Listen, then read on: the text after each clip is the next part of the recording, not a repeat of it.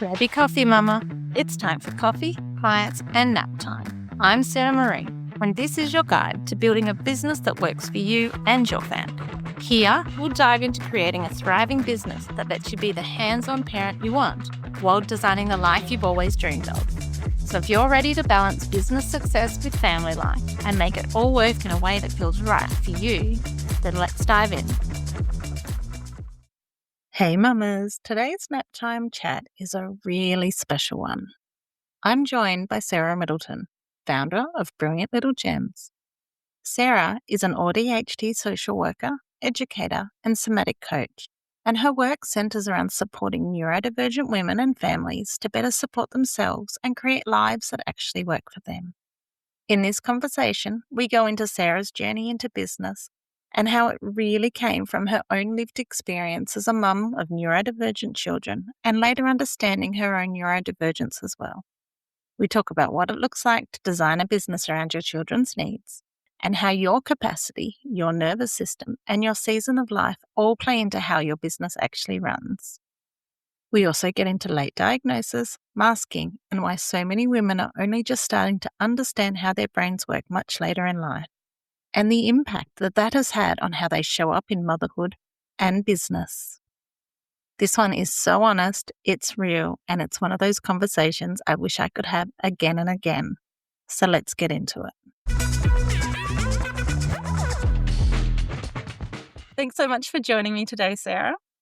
Oh, it's absolutely so exciting to be here with you. I am so keen to hear about your journey into motherhood and business and how that all came together for you, if you want to start there.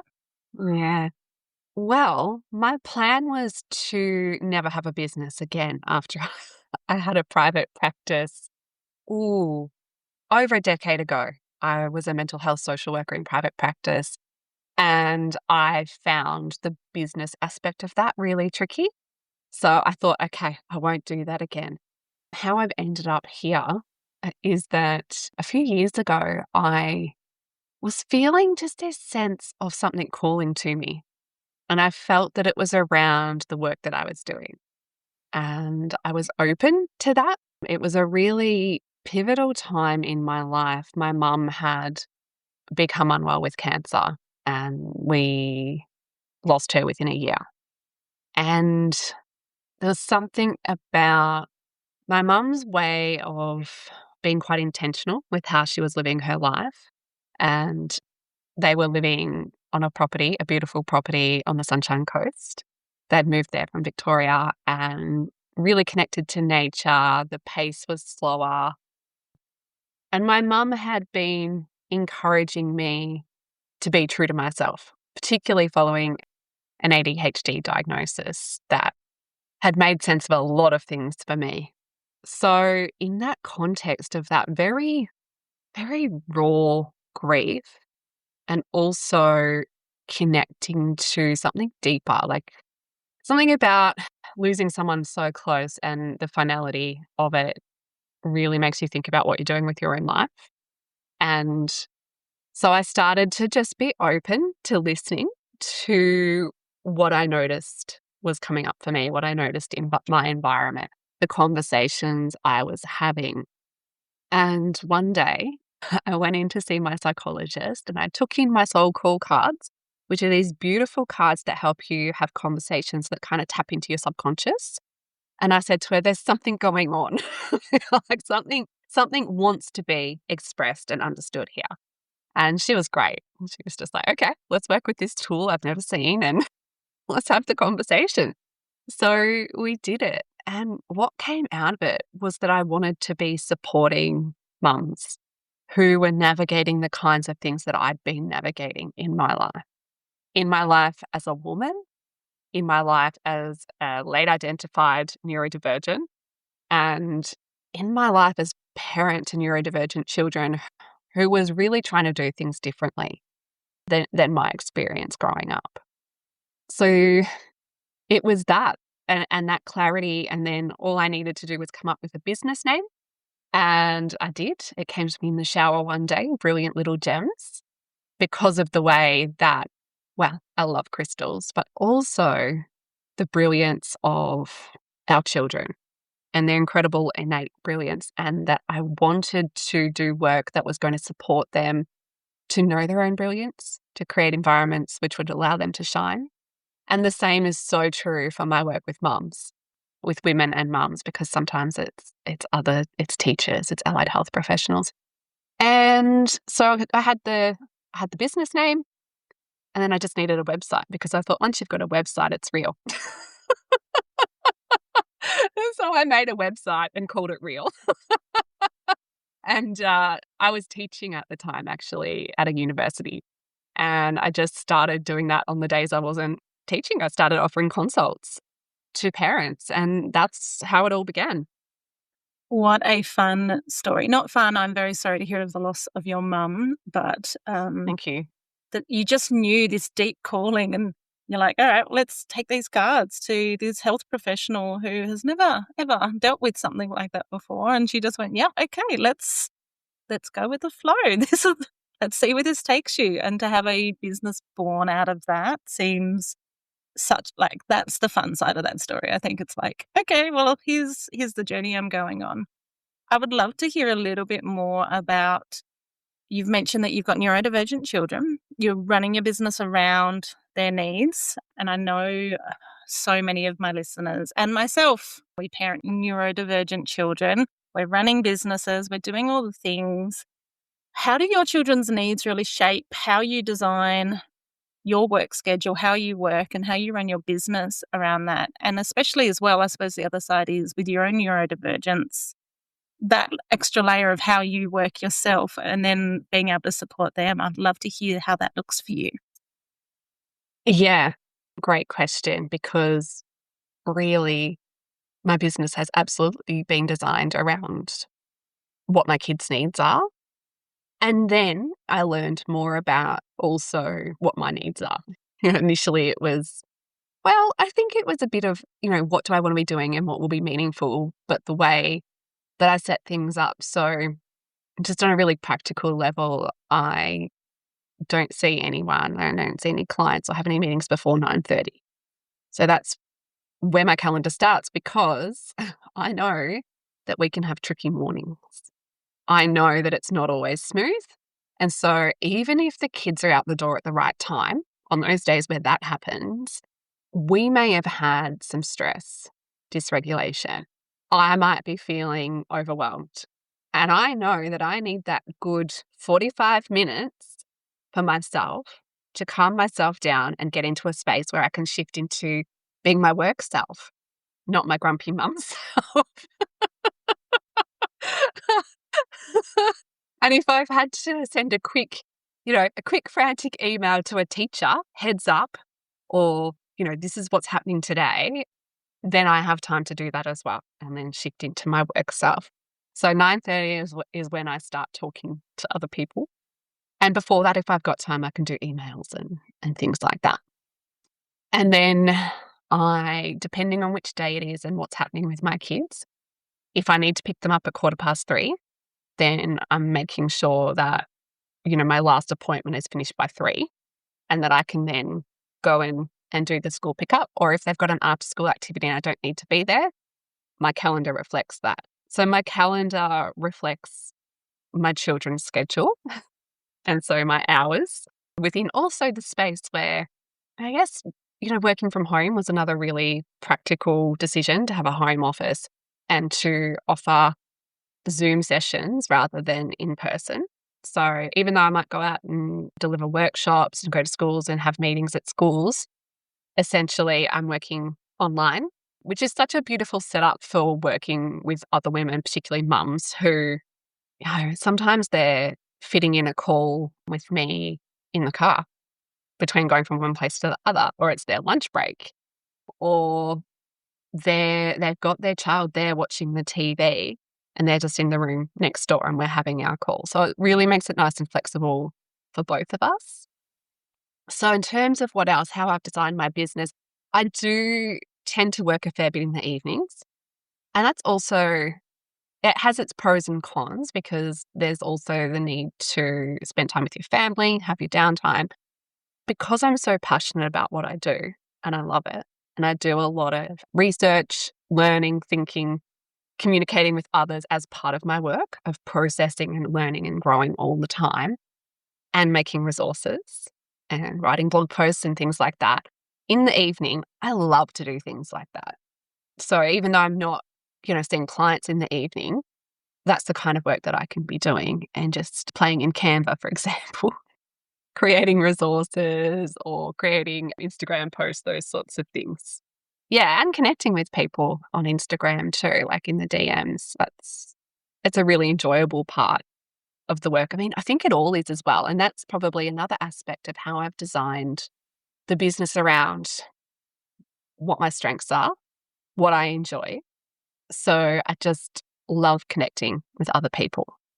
And I love talking about ideas and I like solving problems and being curious and being constantly challenged to learn and grow myself and being reflective. So all of those things are what I'm doing like 80-90% of the time.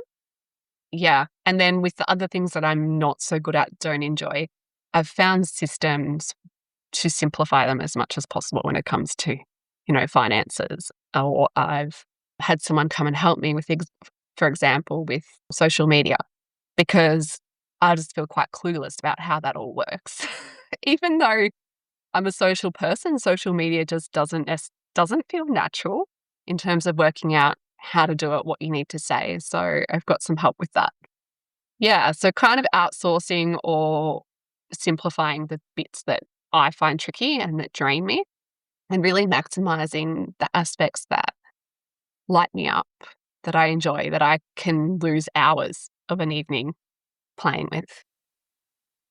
How do you then deal with, well, I'm not going to say that you have guilt about it, but I know a lot of mums do have to run their businesses in the margins of their lives. It is in the evenings if, like me, they've got a toddler that doesn't want to comply with my work schedule, or, doing client meetings throughout their actual child free time. So therefore the rest of the business potentially runs in the evening or on the weekends, and they're choosing to do it at that time of the day in that time period, but then hold a fair bit of guilt about the fact that they should be spending more time with their kids, or that should be family time, or they wish that their business would run in a tight little time space that's allocated during the day. So I guess my question really is how have you worked that in your own brain and your own systems that you're not feeling guilt and this, well, maybe I should, or maybe I'm doing this wrong, about running your business at those times? Gosh, that is such a good question. I guess there's a couple of things. One thing is, and this is quite unique to me, I don't know that it's always going to be relevant to others depending on what they're doing. I have a 13-year-old now and an 8-year-old. And my 13-year-old, a few years ago, he was, 10 when I started the business. And we had a sense of doing it together because he understands himself as neurodivergent.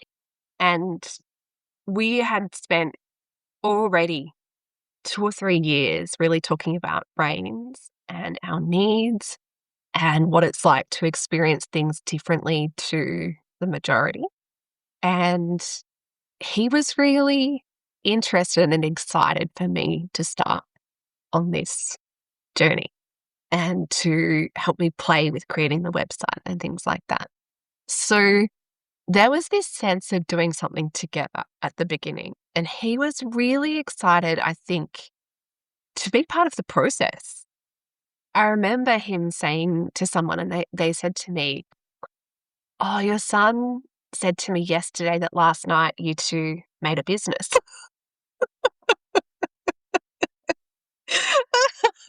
And you've got a website. Because I said, "Oh, here's a website. This is a business." And he loved it. So there was something in doing it together and sharing in it. And then him asking, "How's Brilliant Little Gems going, Mum? Has anyone been in touch? Have you talked to anyone? What's happening?" And he's continued on that with interest and support and a sense of almost like we're sharing in it. So that's been really cool to share that with him. And I recently got him to do something I really don't like doing, which is matching invoices to payments. And so he actually was doing a little bit of work inside of my accounting space. And I think that there's possibilities for people to connect with their children with the joy and excitement of what's happening in their business, what they're creating. And I know that the people listening to this, they're doing it from the heart, right? So when it's from the heart and they're passionate about what they're doing or the reasons why they're doing it, and it might be more so around financial support and freedom, things like that, whatever it is, you can talk to your children about it as they get older. Obviously, when you've got younger kids, babies, toddlers, it's far more tricky. I think that the guilt, sometimes guilt is a good way of us just checking in. Is this really what I want? Does this feel good and aligned? And maybe it is an invitation to consider that we might need to adjust. But then we also know that as mothers, we just have this abundance of useless guilt that serves no purpose. And it's just our own inner critic. And that inner critic has developed from a lifetime of existing as a girl and a woman inside of a society that is constantly telling us that we need to be more, do more, have more, and that we're not enough as we are. And so we're set up to feel failure. We're set up to feel guilt. And if we can maybe identify that the source of our guilt is the nonsense that we've been told about how things should be, and that if we're spending quality time with our family and we're doing the elements of motherhood that are important to us, then it's also okay to invest significant time and energy into something that is for your family, and maybe reframing it as, this is for my family. Because I think when we think it's taking me away from my family, there can be an element of truth, and maybe we need to adjust how we're doing things, but also it's an investment in our family. It's an investment in ourselves. And it might not necessarily be immediately showing the fruit. And so that can be tricky too, because we're investing a lot with no guarantees. But I think that knowing that we're doing it with purpose and reminding ourselves of that, and that guilt can be really useless, is probably one of the ways we can tackle it. It's a really unfair problem that we as women have to navigate. It's one of those things where the guilt quite often isn't our own that we're holding as well. And I think it's important. It's important to realize that a lot of it is trained into us from a very young age, of these expectations society has of the way we should be doing things and how we should be running our business and how we should be parenting and doing all the things. So I like your frame on it. I think that's a very great way to reframe that potential guilt, and bringing your children in where appropriate to sort of have them involved so they're part of the process. Because running a business does take time. It takes a fair bit of time. It's not something you can do with little to no effort. So I think that's a really beautiful way of navigating that. I would love to know a little bit more then about, in your opinion, how are some ways that women can create work that supports their season and their life and their parenting, and making that work then fit around what is their priorities for them? Yeah, that's a really good question. And I think knowing the season you're in is so important. It's interesting now I think about it, because as I mentioned, I had a business, a private practice before I was a parent, and I found it tricky to navigate. And I became pregnant and had a baby whilst I had that business. And I ended up stepping away from it for a little while, but I did go back. And so I guess it's hard when you have already started, when you've invested quite a bit, and then perhaps you're in that season of pregnancy, birth, toddler years that are so intense. And I think looking back at it now, I was so overwhelmed. And I remember going back to work thinking, I think I need to go do my degree again because I don't remember any, like my brain had, and this is what happens when we have children, our brains actually rewire around meeting their needs and they stop accessing that stuff you need for work. All the energy is going into really meeting the survival needs of your children. Like it's in terms of what our brains do. That's what they're designed to do. And then we've got so much more that we think about and tend to overthink about. And so if I look back at that time and also talking to friends, my expectations of myself would be so much less. And I think for anyone who is in that season, know that there's still lots of time and that it's okay to make the most of the time that you have now and to make choices that feel good. And on the other side of that, I know how desperately I needed to be doing meaningful work outside of motherhood, outside of the home, how much I needed my work for the connection it offered me to other adults. And so I think if we can be honest with ourselves, sometimes I would look at other mums in mums group and think, you're doing this motherhood thing and you're doing it full time and you seem to be okay with it. Why am I not okay with this?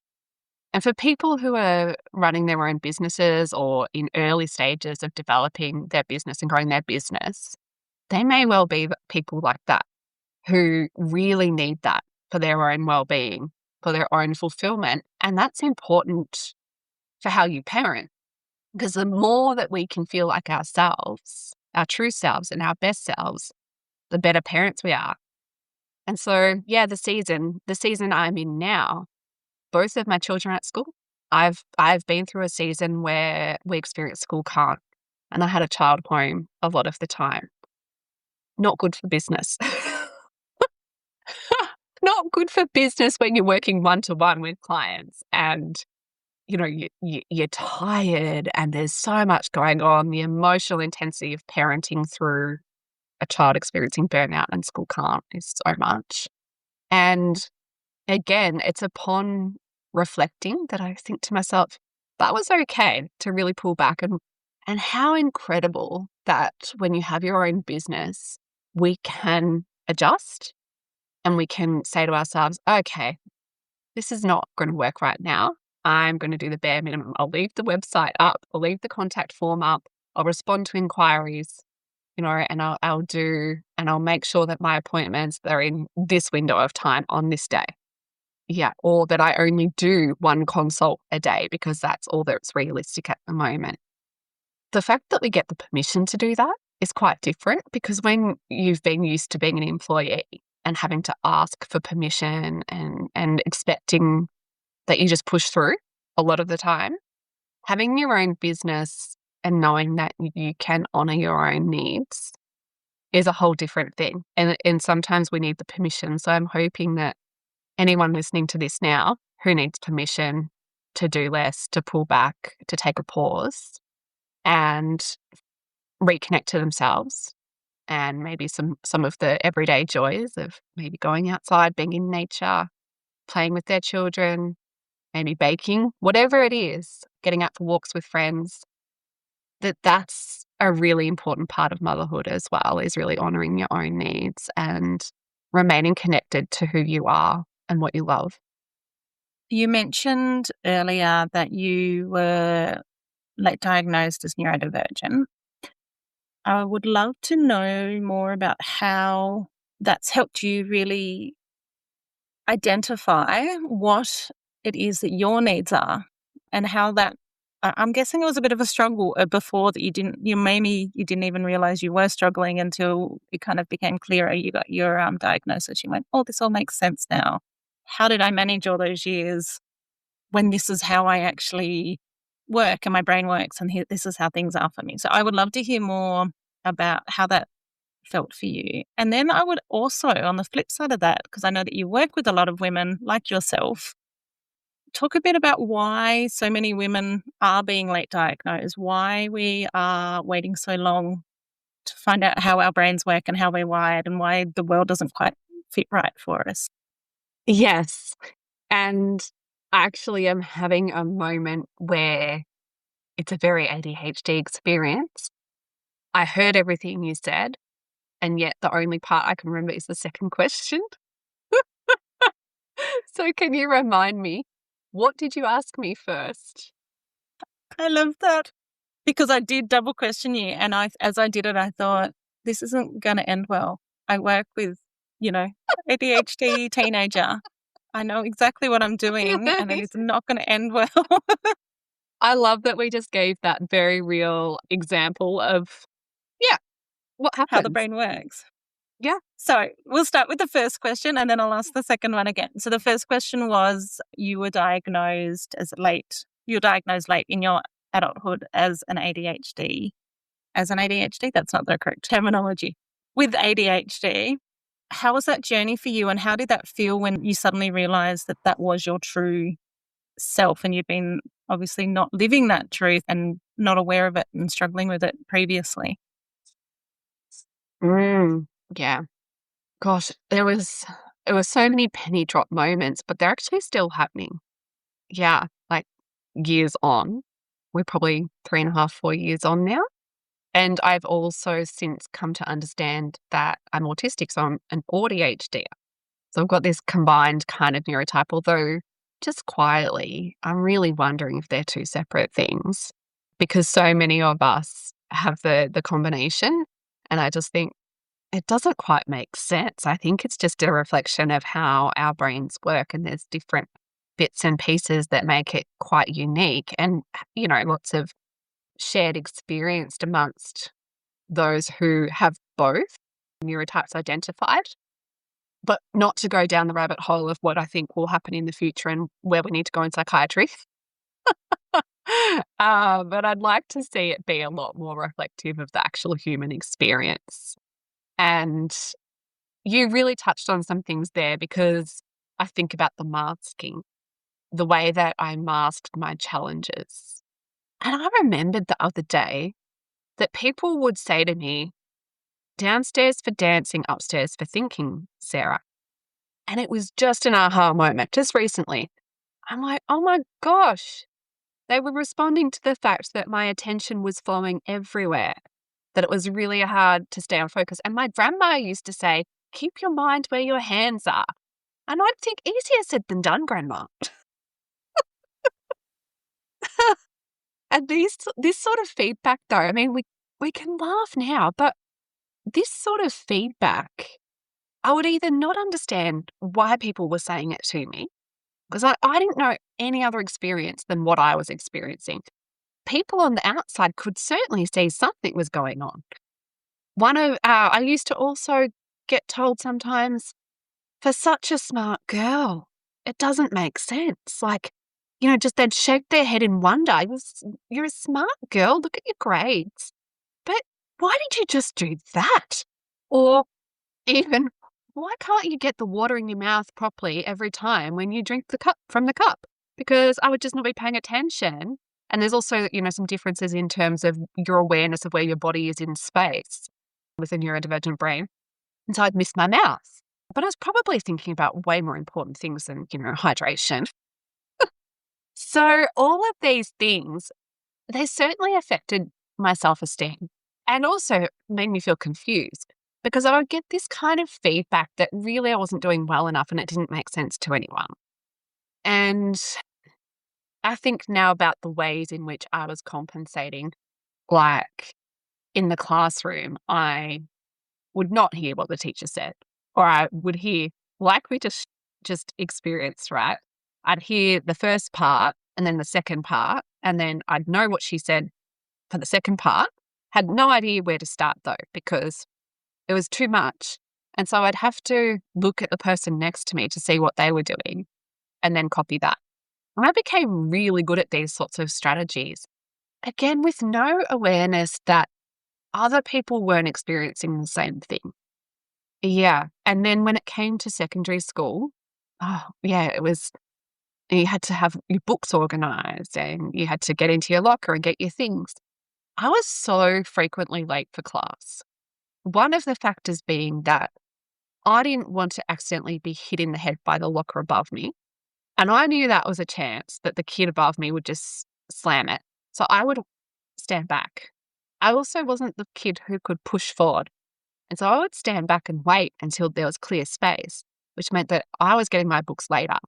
But then because I couldn't remember necessarily what my timetable looked like, I'd have to open my diary and check every single time. It just didn't stay in my head. So I'd have to check where I was going. Or I'd, on the way to my locker, be saying to my friend, oh, so what have we got next? Yeah. So all these strategies to kind of work around the challenges I was experiencing and the forgetfulness, I think, yeah, was really tricky. And I remember at the end of year 12, the irony of this, I got we had fun awards and I got the DITS award for being ditzy. And I was also the academic ducks. So what a combo, right? And I used to just have to laugh. I'd have to laugh and make light of it. Yes, I'm a ditz, but it's not that. It's having a brain that, gosh, the tendrils of thought and the attention are going in so many different directions. Like the concept that it's a deficit in attention. No, we have an abundance of attention and it's flowing. And I remember after my diagnosis, though, the significance. I was at tennis learning how to play tennis as an adult, so getting coaching. And I was aware I had ADHD, and I would get distracted by the sensation of the breeze across my face and not be able to listen for a moment and have to refocus. And it was so profound to be able to recognize this is what happens and this is what's been going on all my life. And how have I gotten this far with the attention that I've had? The attention on the actual coaching, the attention on the actual teacher and the task. It's been so much less than it could have been and so much less than so many other people. So how have I done what I've done? It's been extra work, lots of extra work. So I hope that answers the first part. It does. My eldest, my teenager, has been diagnosed recently with autism and ADHD. And I know it's not the same as an adult being diagnosed in adulthood, but it is a little bit late for us. She's already in her teens. And she says to me all the time, she said, Mum, it's crazy how as long as you get good grades, they just let you raw dog autism for your entire life. As long as you get good grades. And I said, yeah, it is. It's really Oh my crazy, isn't it? gosh. And just That the is changes so in well her. put. Yeah. She's so smart. And it was one of the things, like she was so intelligent that, well, one, I never made the choice to get her diagnosed until it became so catastrophic that there was no other choice. But she just coped. She was just so good at coping and masking, and we just got on with life. But that does lead me to the second half of the question I asked earlier, which is, why then do you think women are not being diagnosed till much later in life? I know my teen, she's 15, isn't late, but your 20 or your 30-year-olds are getting their brains diagnosed to understand the way that they work. And my quote aside, where we just raw dog through life and you get through it, why do you think that it is taking so long for people to get the diagnosis, to understand how their brains work and find out what's going on? Yeah, I think that there's a lot to be said for most of the research being on males. So what we have understood of autism and ADHD has been represented by how it looks in boys.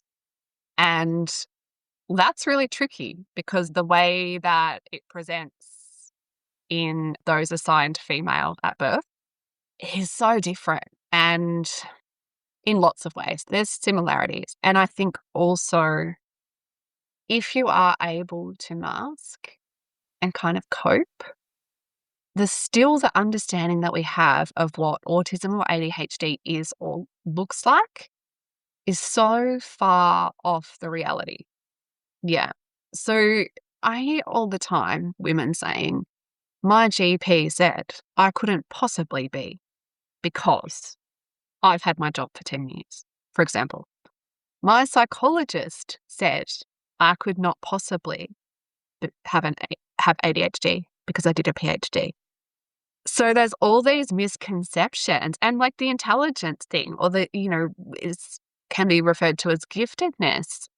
If you've got areas of giftedness and capacity to somehow compensate, to just keep going, or you're quiet and don't cause disruption, or you're quiet and don't cause disruption.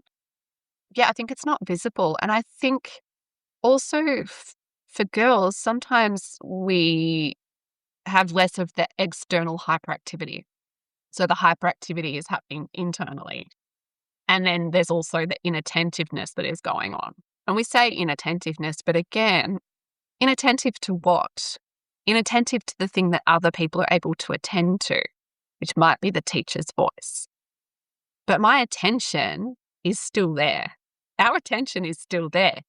It's just on something else. It's on the sense of the breeze, or it's on the fact that we just heard someone walk past the classroom. It's on something we're creating inside of our own minds. It's a curiosity we have. It's the fact that we're thinking outside the box. We're questioning the choice of shoes that the teachers had today.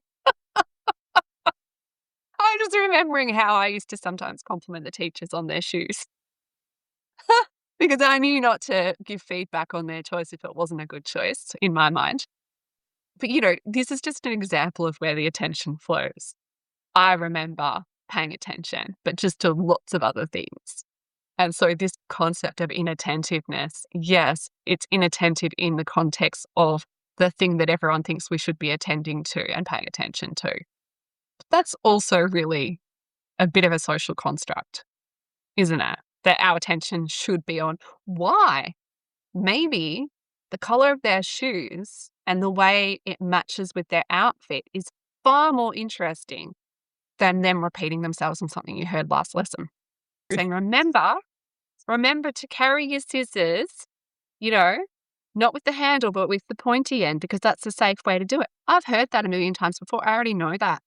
So let's think about this combo you've got going on with the outfit. But then what happens is that attention is going in all those places and then starting to think, oh, I wonder if I could get shoes that color. And you've missed something that you actually didn't know, which is the trouble. You knew the scissors bit, you knew the other bit, you knew the other bit. Oops, I went too far down track of something. But this all happens internally. And so to answer your question, it's systemic. It's the research. It's the way that people are taught in medicine, in all, in the health professions. It's all of those things. And it's the way that we don't yet fully understand, and the incredible masking and the internal processes that are occurring. So if we can kind of manage to make eye contact, again, people told, you can make eye contact. You've been doing it with me while we're sitting here by a health professional. You can't be autistic.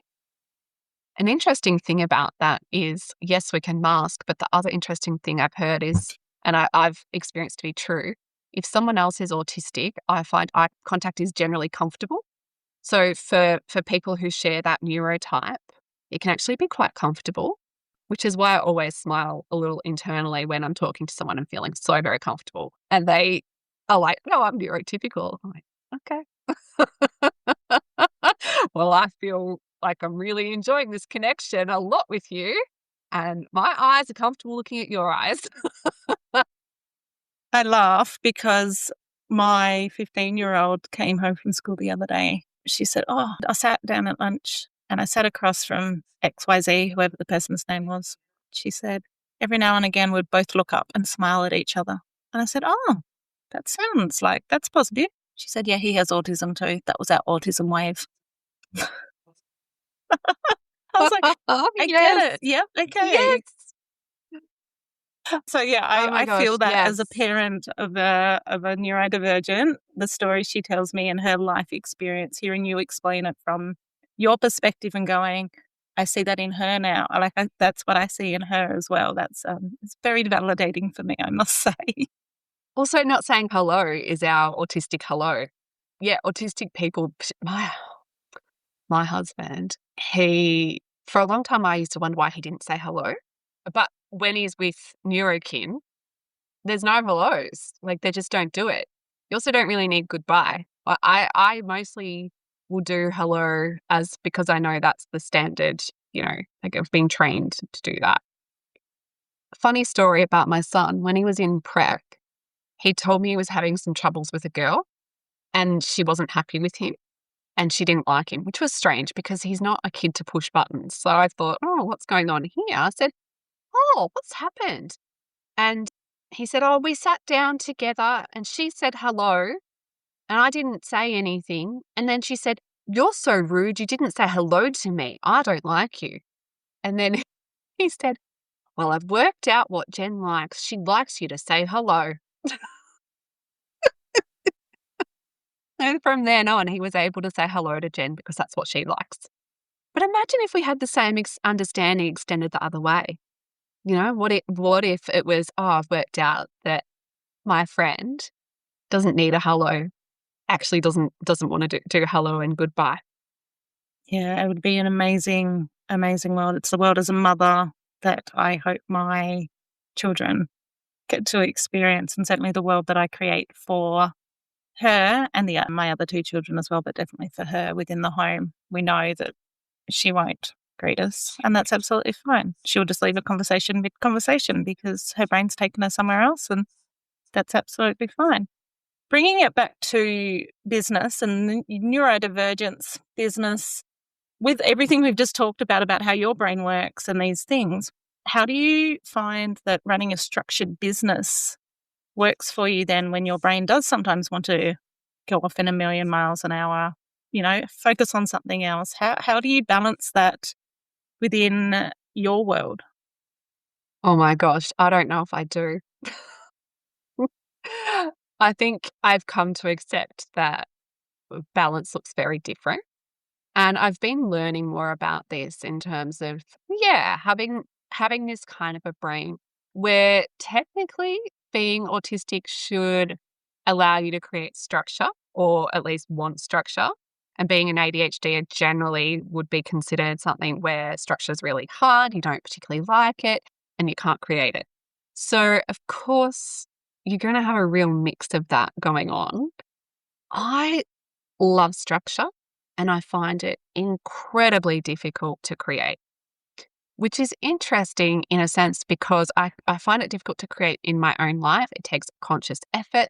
I read books and listen to podcasts about it, about how to be organized. And that was something I did a lot before my diagnosis too.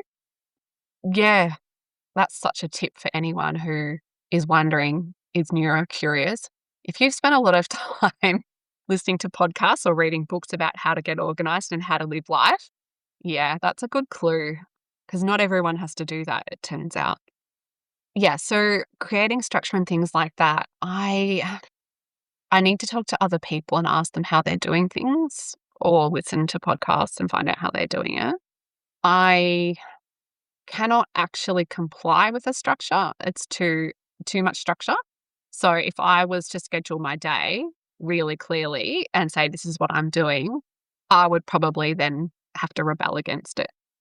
Yeah, so the things, I guess for me, I put in enough structure and certainly having meetings and clients is excellent for this because it's booked in and I have to show up for it. Otherwise I wouldn't have a business. That's quite a compelling reason to show up for me, that someone will be waiting for me or someone's going to be there, because I'm really very much oriented to people and connection. And so that's perfect for me. And then the other bits and pieces, well, sometimes it's a shit show.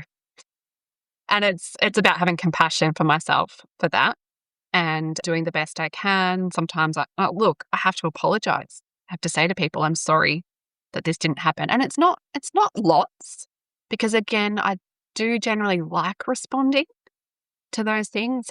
Yeah, it's a work in progress to how I do it. I think the biggest thing I come back to is creating most of the work that I do to be things that I really enjoy doing, because I will really I suppose my biggest challenge isn't actually the effort and time I put in. My biggest challenge is the boundaries. Yeah, of stopping myself, like you touched on. And again, it's things like I play pickleball at the moment. I'm loving it. It's things like I've got pickleball and then I go for coffee with my friends. And those sorts of things, having to pick the kids up from school, having to make dinner, those things that create, what do they create for me? Like almost accountability. Yeah, because left to my own devices, and I was like this when I was younger, single, no kids, like weekends would just disappear. Or if I had time off work, it was just so unstructured and probably not healthy. I didn't necessarily know how to balance that or set things up for myself so that I did get out and about and go for a walk. I would just do whatever I wanted to do in the moment or whatever my brain was focused on. So I think that probably family life has been good for me in that way. And that's probably the same for my business, is that I just have to do other things as well. And I still want to spend time with my kids. And there's only so many hours in the day. And I really like my sleep. So, when sleep is calling, it's time. I love that. I have had minimal sleep this week due to, one, building business in the margins and taking those moments where I can to do work, and two, having a toddler who doesn't like sleeping and therefore has been up a little bit during the night. So that made me giggle when sleep is calling. I think that's a very important thing that mums need to listen to when sleep calls. Take notice. Before we finish up, you've spoken to me previously about you helping mums come home to themselves. What is it that you actually do within your business? Well, I know we've touched on bits of it, but yeah, what is it that you do? Why do you do it? And how do you do it? Yeah. Oh gosh, we might run into trouble with that many questions again. Okay, so I think there was a what, when, where, how. So there was some, yeah, Pretty much. some of What, that. when, where? Yeah, yeah. Okay, so yes, my business is about helping neurodivergent children and people to shine. And a lot of the people that I support in my one-to-one work, which I actually do the work inside of a 3-month container, and it's called Shift Happens. And that is for women who are ready for a change. They may have done other things. They may have been doing the podcast, thinking, having chats with friends. They might have gone and done some talk therapy, with a psychologist or counselor. And they're like, I'm at the point where I really need something to change and I'm ready for that. And so inside of that 3 months together, we do the work to really connect to what's going on, like kind of get to the roots of it. And this is about also understanding how their brains work. So women who, they don't have to be neurodivergent, but they want to be neurocurious. So they want to be like, I'm really curious about how my brain works and I want to understand myself from that perspective, but I also want to understand myself at a deeper level of what really matters to me, maybe even to the point of what I'm here for, if you want to go that deep, and then to really identify the barriers to the change happening. And I tend to connect in energetically to what's going on, to the field around them. And I ask lots of questions, get curious, but essentially I'm tapping into what's present in the space between us. And my attention is drawn to the points that are going to make the most difference. So it can be stuckness, it can be something really practical, some of the barriers. It could be on an emotional level, it could be something that goes right back to early childhood. There are so many factors. It could be a belief getting in the way. And all of these things can also be linked. And so I work with the body to connect in with the body because it holds so much wisdom and it bypasses the conscious mind. Where we get stuck and we're like overthinking things and I could try this. And we use our powerful minds to try and create the change. Well, I'm working with people on the level of the body mind, which means that we're actually connecting with the body and processing anything that's existing within our system subconsciously that's getting in the way of us moving forwards. Yeah, and getting really clear on what matters, what we want. And often people will come to me and say, oh, look, I just can't get organized in my work. And interestingly enough, when we tap in and go deeper and we resolve some of the bigger stuff, then we can talk about systems and processes. But until you resolve the other stuff, the systems and processes don't hold. They're not sustainable. They'll your body shows you through resistance. You just won't be able to do it. It'll feel like hard work. And when we do this kind of work where we work with the mind and body, one of the practices is called, or approaches I use, is somatic inquiry. And that sometimes involves inner child work as well. And we tend to that younger part of ourselves who didn't understand or didn't have her needs met. And we do that work, I see things shift in the environment. It's just like, oh, now that person was more receptive to hearing me, or, wow, now I just feel like I can do that and it's not hard. Yeah, so that's the kind of work that I do supporting individuals. And that can be mums, it might be someone who's a health professional who's working in the space of supporting neurodivergent children and is really wanting to reflect on their practice, but also deepen their self-understanding and awareness so as they can give more, offer more in their work, feel more fulfilled. And so that's one part of the work I do. And the other part of the work I do is in relation to what's called pathological demand avoidance, which is a profile that at the moment we understand seems to exist for ADHD or autistic people, or combined type. And it's a profile that we're becoming increasingly aware of as clinicians, as parents, and in schools. And it's also one that seems to turn everything you thought you knew as an adult on its head. And so I love working in that space, helping to make sense of things from a real, a nervous system perspective. What's happening in the young person's nervous system? How do we resource them? How do we support them? How do we navigate, a very unique way of being and seeing things in the world? Yeah. And so these young people have a really strong drive for autonomy. They're often really good at working things out for themselves, don't like being told what to do, and are really sensitive to power dynamics. So they really passionately need to feel a sense of equality with whoever they're in relationship with. And so I do work in that space supporting teachers and allied health professionals with their practice, with their understanding, with unpacking maybe what's going on for an individual student. I've got a resource that I have developed in that space, a toolkit for the classroom to really support schools to be able to understand what's going on and create meaningful plans of support. Yeah, so I do resources and I do workshops and I do training in that space. If anyone is interested in connecting with you, learning more about the work that you're doing, or just saying hi, where can they find you in the online space? Everywhere but TikTok. So I'm on all the platforms, LinkedIn, Facebook, so Instagram. So I'm really happy to hear from people. Yeah, anyone who would like to say hi, that would be fantastic. I will make sure I drop all the links to connect with Sarah into the show notes for anyone who is keen to say hi, explore working with her, or anything like that.